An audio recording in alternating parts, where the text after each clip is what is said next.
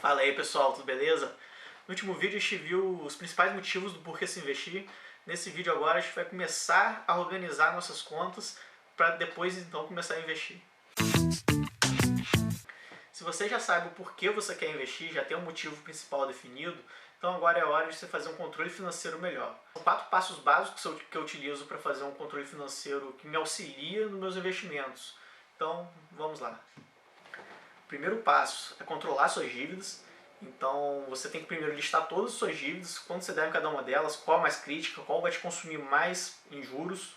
Lembrando sempre da bola de neve, dos juros compostos, para não ser usado contra você.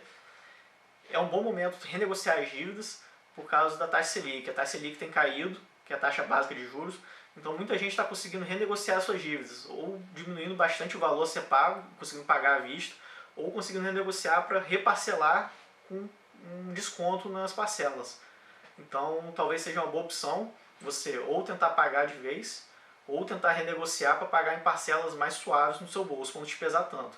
Mas é importante que você tenha em mente quanto você deve, a quem você deve e como você vai fazer para pagar. Esse controle é fundamental para uma hora não vir te engolindo e afetar seus investimentos, não afetar a sua vida, né?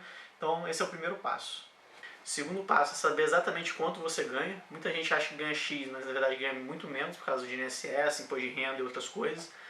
Alguma renda extra que você possa ter, uma aula particular que você possa dar, deve ser somado nesse controle. E pessoas que não têm uma renda fixa, né, um empreendedor, um autônomo, deve tentar imaginar ali, colocar ali o mais real possível, uma média de valor que ela recebe. É interessante que você saiba exatamente quanto você tem para você poder se planejar, pagar dívidas e também para investir. Terceiro passo, saber quanto você gasta e onde você gasta. Então é interessante que você anote por uma semana até um mês todos os seus gastos, por menor que seja, uma bala, até os grandes gastos, como aluguel, IPVA, etc. No final desse mês, anotando tudo, você vai ter uma visão geral dos seus gastos, você saber exatamente onde você está gastando. Você vai provavelmente se surpreender como os pequenos gastos impactam no seu orçamento no final. É um exercício interessante para você ver onde você está gastando muito dinheiro e onde você poderia economizar um pouco. Para fazer esse controle, essas anotações, você pode desde anotar no papel, né, no caderninho, planilha eletrônica, Excel, e até aplicativos, né? Muita gente gosta de usar aplicativos como Monetize, Guia Bolso. Então, veja as opções, veja qual melhor te atende. Eu particularmente gosto de anotar no bloco de notas do celular, os gastos pequenos, né? E o controle maior mesmo, tipo o controle geral, eu faço na planilha do Excel. Aqui é uma planilha de exemplo. Então, eu tenho essa pessoa que recebe um salário de R$ 1.500 e dá aula particular previsto R$ 150, 3 aulas. Então, a coluna B são as previsões de gastos e a coluna C são os gastos reais, né? Nem sempre a gente vem exatamente como a gente planejou. Então, aqui no caso, a pessoa previu que ia receber R$ 1.500 salário, por algum motivo veio 1.400. Ela previu que ia dar R$ 150 em aula, deu 200, deu uma aula a mais. E aqui as previsões, né? Então ela previu que o aluguel dela, condomínio aluguel, R$ 400 veio realmente, difícil variar muito, né? Ela tinha uma dívida já anterior, que veio R$ 200, celular 50, transporte 180, eu não terminei de preencher não. Mas o interessante é você ter uma visão geral de onde seus gastos estão sendo feitos. E aqui, nessa parte aqui, a gente tem a renda total, né? A prevista, quanto que ela previu, o somatório de todas as previsões aqui no caso, e o quanto que veio realmente, que é o somatório de todos que vieram aqui realmente.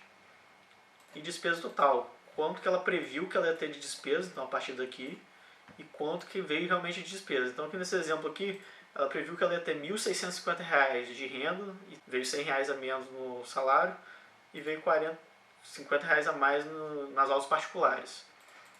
Então, de resultado, ela tem R$ 110 previsto de diferença. Então, teoricamente, se tivesse a renda dela e a despesa que ela planejou, ela teria R$ 110 para investir ou para gastar. Real. O real ela teve de verdade R$ 1.600 e gastou R$ 830, até porque eu não terminei de preencher aqui.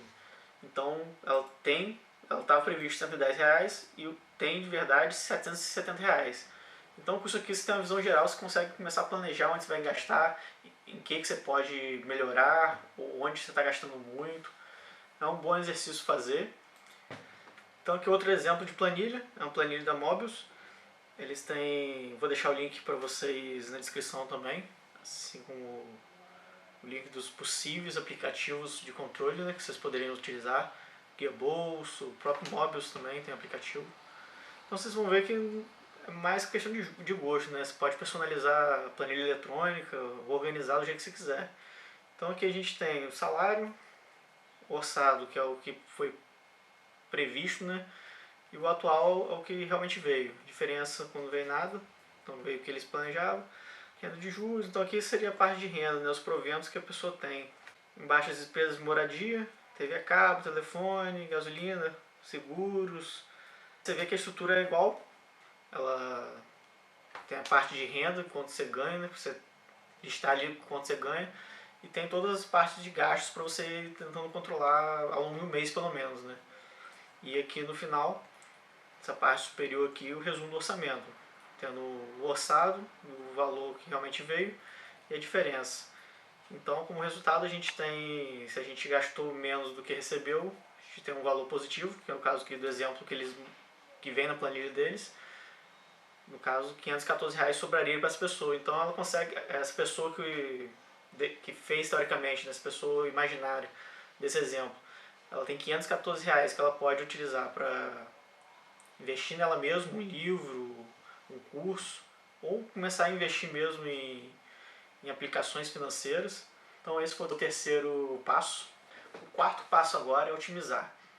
Você sabe agora quais são suas dívidas, quanto você deve para quem, quanto você paga. Você já fez uma estratégia de tentar renegociar essas dívidas. Você sabe quanto você ganha de verdade, você sabe quanto que você gasta, em que você gasta. Então você tem uma visão geral, você sabe quanto te sobra por mês para conseguir investir. Mas você pode otimizar esses gastos. Por exemplo, um cartão sem anuidade. Se você paga anuidade em banco ainda, você pode verificar a situação de um banco digital, onde você não vai pagar anuidade. Então você vai economizar e pode utilizar esse valor. Você pode tentar diminuir o valor da internet, tentando negociar uma promoção com a operadora. Então são as pequenas coisas que você consegue otimizar os seus gastos.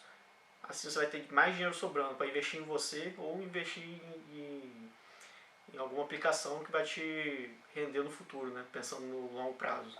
Então é isso aí, pessoal. Esses foram os 4 passos que eu utilizei e utilizo para ter o controle financeiro, que é interessante você fazer antes de você começar a investir de verdade. O próximo passo é ter a famosa reserva de emergência, que 11 a cada 10 especialistas recomendam você fazer ela antes de investir. Então esse é o assunto do próximo vídeo.